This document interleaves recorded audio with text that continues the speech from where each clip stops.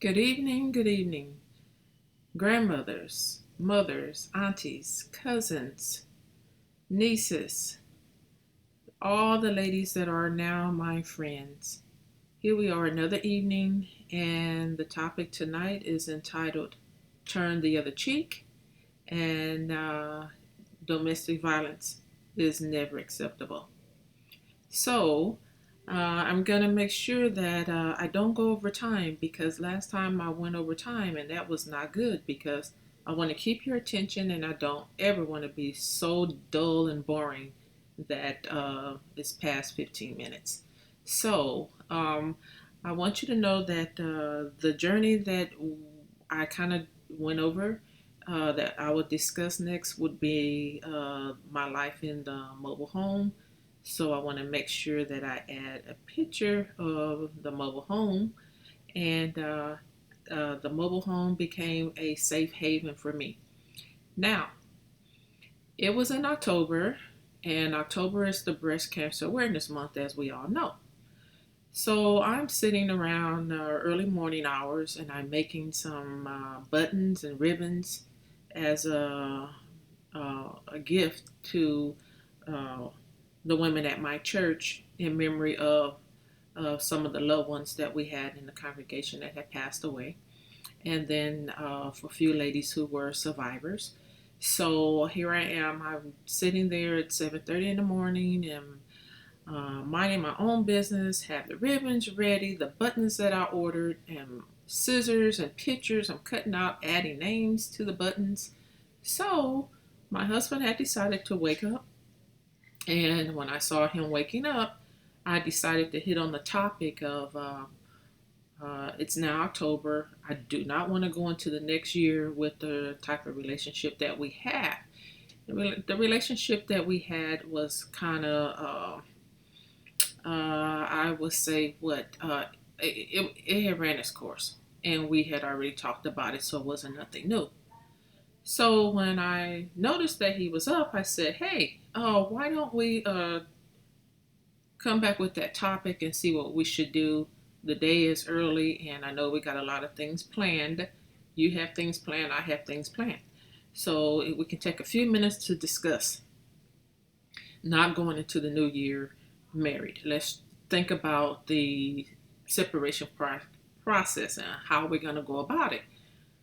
Well, the next thing I knew, he was standing over me because I'm sitting at a little table with the buttons, and he's standing over me, and he said, "Get up." And so I'm looking at his eyes and I'm like, wow, he's kind of harsh and stern. "Get up." So I stood up, and then he said, "Sit down." Now, I'm not thinking anything negative. I'm just thinking, oh, he woke up pretty grumpy. And so he mentioned it again. So he told me to stand up. So I stood up, and the next thing I know, he was strangling me. And his fingers and his thumb were so pressed into my neck that I couldn't breathe.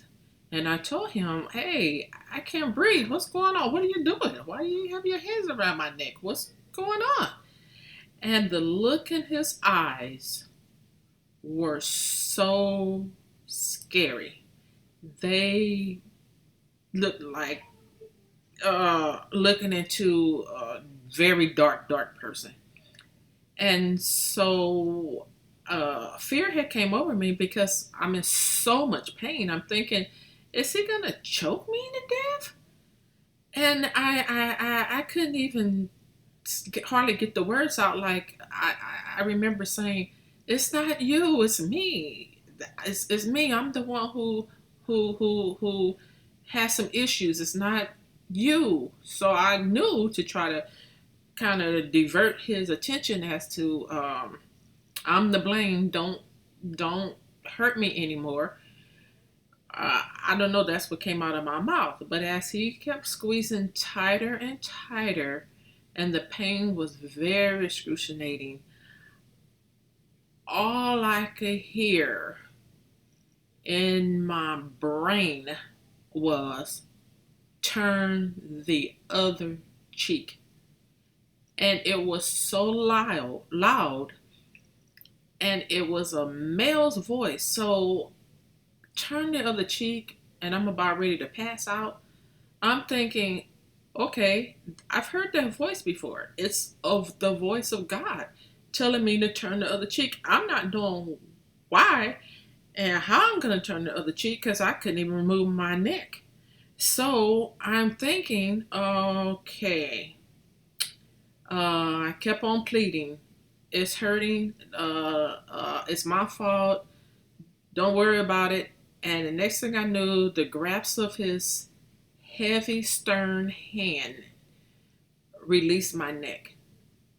I immediately grasped for air, and I reached down by my table. There was a little bottle of blessed oil, and I just immediately put it all over my neck where I felt pain. I just put it all over my neck, and he left out the room. I don't know which room he went into, but I closed up that bottle of oil. I grabbed my purse and my jacket, my keys, and I'm heading out the door immediately. So I go next door. My mom lives next door. So I went to her house, and she had begun to show signs of Alzheimer's, and she had a little dementia. But the moment that we came into each other's presence, she knew something was wrong. And she can't hardly remember much, but she could feel something was wrong. And she wanted to know, well, why are you so hasty? What's going on? You don't seem the same. What's going on? I said, hey, we got to go. We got to go. So we had an appointment that morning, a little later in the morning, for her to go to a home for seniors that have issues like her. And she knew to tell me it was too early. I could tell she had just gotten up because it was close to maybe about 8:30. Okay, so get her in the car. We drive them over to where we have to go. But um, the rest of the day, I got back because she lived next door. So I let her in her apartment, and then I gathered a few items of clothing. And he was trying to talk to me, and I had no conversation. I said, "No, there's no conversation. You knew what you were gonna do. You had made promises of what you were gonna do, but I never thought you would carry it through. And I don't do domestic violence, so I guess this is the end. This is the way it's gonna end." And I went on out the door. So the entire night, I stayed in my mobile home. Uh, in the month of October, it's beginning to get really chilly in Los Angeles, but I didn't have any rest. Ladies, whenever you're in a domestic violence situation, remove yourself from it. I mean, totally get out of the environment. Leave the place. Because at any time after you've taken enough stress, you could snap.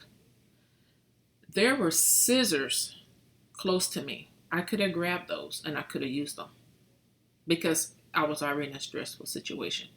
But what harm would I have caused myself? I mean, making life inconvenient for me at the hands of a abuser. When I heard turn the other cheek, that's exactly what I did. I didn't call the police. I didn't call friends and family to come and beat him up. I did. I turned the other cheek. So I knew it was God because I heard that voice, and it's loud and it's clear, it's masculine. Turn the other cheek, and that's what kept me from calling any authorities, calling for any type of help from friends or family to abuse him. I turned the other cheek. Now, I'm saying all of this to say, if you can remove yourself from a situation, that's the best thing you can do. You have to have a clear mind and decide what will be my next steps. How can I make life easier for me? And of course, I was like 2 years from retirement, and I was not going to go to jail and lose any of my retirement because I couldn't finish out my tenure at work. I wasn't going to jeopardize anything. I already knew I had 2 years to go. I just wanted to make the last 2 years of my life very, very comfortable and live as a single woman until we can get through the legal separation and divorce. I know a lot of women say, I stayed there because of the kids. Oh, yeah, I stayed in a relationship because of the kids, but the kids were already teenagers when I married this guy. They were not his children.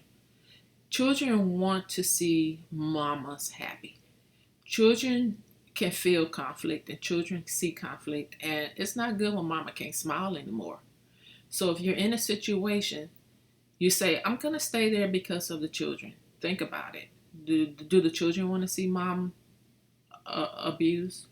Do children want to live under the stress that mom has? Because moms can reflect stress, and children sense that. They see it. So think about the situation you're in, pray about it, and know that you have to be safe. As my Paul used to say, God is love and the devil is hate. The devil is hate. God is love. If I say that I love you, why would I physically abuse you? Why would I mentally torment you if I say I love you? Think about that. So, if you're in a situation, they have 800 numbers, centers you can go to. There's plenty of domestic violence centers. You need to talk to a counselor. They have counselors you can talk to by phone. You can go to the nearest police station, fire department, and they have a list of numbers. Sometimes counselors come right out to you. This I know. I know this as a fact, true fact. So I just want to encourage you, don't stay somewhere where you're not loved. Don't stay anywhere where you can jeopardize your livelihood because you only get one life. And if you snap and hurt him and kill him, what kind of life are you going to have in prison? If you go to prison, if you make it to prison, you might be so physically physically messed up that you may not even make it. You kill him and then you find yourself dead. So think about it. Think about it. And live. Because it's a wonderful life when you find yourself free from abuse. It's a wonderful life. Well, take care. I'm not going to let the alarm ring again and sound that I'm double past the time I'm supposed to be past the time. So stay blessed, and we'll talk again. And hopefully I can add that clip of the mobile home. I'm sure you might want to see that. All right, take care. God bless you. Bye-bye.